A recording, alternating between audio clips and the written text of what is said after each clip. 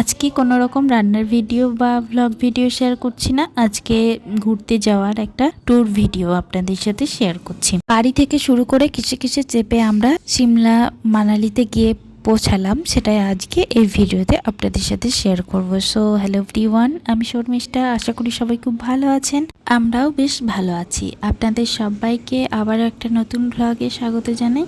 জানেন আজকে সকাল থেকে খুব তাড়াহুড়ো লেগে গেছে। বিকেল 4টে নাগাদ যেহেতু আমরা বেরোবো, ট্রেন আছে 5:30 6টা নাগাদ। আর আমরা একদম বাড়ি থেকে ডাইরেক্ট টোটো করে যাব। টোটোতে তো যেতে একটু দেরি হবে, ওই জন্য একটু তাড়াতাড়ি বেরোনো হচ্ছে। আর এদিকে ঘড়িতে বেজে গেছে 3:30, 4টের সময় আমরা বেরোবো। যাই হোক, ধরুন দেরি তো হবে, রাস্তাঘাটের ব্যাপার।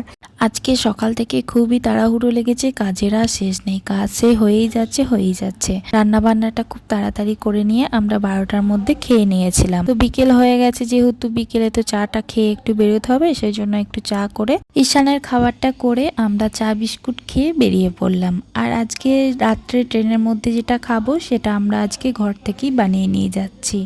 আজকে আর কিনবো না, কাল থেকে কেনা শুরু করব। আজকে দুপুরে খাওয়া দাওয়া করেই আমরা যেটা ট্রেনে খাবো সেটা বানাতে শুরু করে বানিয়েছিলাম হচ্ছে মহারানী চিকেন আর রুটি। আর মায়েদের জন্য, মা যেহেতু চিকেন খায় না, তো সেই জন্য সাদা আলুর দম বানিয়েছিলাম। তো দেখুন, এইদিকে আমরা পৌঁছে গেছি ঘুষকরা স্টেশনে। নেমে আমরা লাগেজগুলো রেখে এসেছি, আর ঈশান আর বাবা ওই লাগেজের কাছে দাঁড়িয়ে আছে। আর আমরা বাইরেটা একবার এলাম। আর এই বাইরে একটা দাদা জোনারি বিক্রি করছিল, কাঁচাও বিক্রি করছে, পোড়ানোও বিক্রি করছে। আমি যেহেতু এখনই খাবো, তো সেই জন্য পুড়িয়ে নিলাম। আর এই সাইডে একটা দিদি ফল নিয়ে বসেছিল, তো ওর দোকান থেকে কিছু কলা নেওয়া হলো ঈশানের জন্য। আর এদিকে একটা কাকু বসেছিল, লস্যি দই এসব অনেক কিছু শরবতের মতো বানাচ্ছিল, তো ওর কাছ থেকে আমি 1 গ্লাস দই লস্যি খেলাম। এরপর আমরা চলে এলাম স্টেশনে। আমাদের ট্রেন আসার সময় হয়ে গেছে। রেল লাইনের ধারে কিছুক্ষণ দাঁড়িয়ে থাকতে হবে। তো দেখুন এইদিকে সূর্যটা কত সুন্দর লাগছে।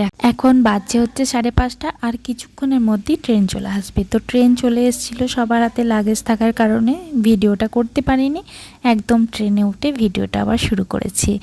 তো আমরা এখন যাচ্ছি হচ্ছে বর্ধমান। আর একটা কাকু ঝালমুড়ি বিক্রি করতে এসেছিলো, তো ওই কাকুটার কাছে ঝালমুড়ি নিলাম। 1 প্যাকেটই নিলাম, ওই 1 প্যাকেটই ভাগ করে আমি আর মা খেলাম।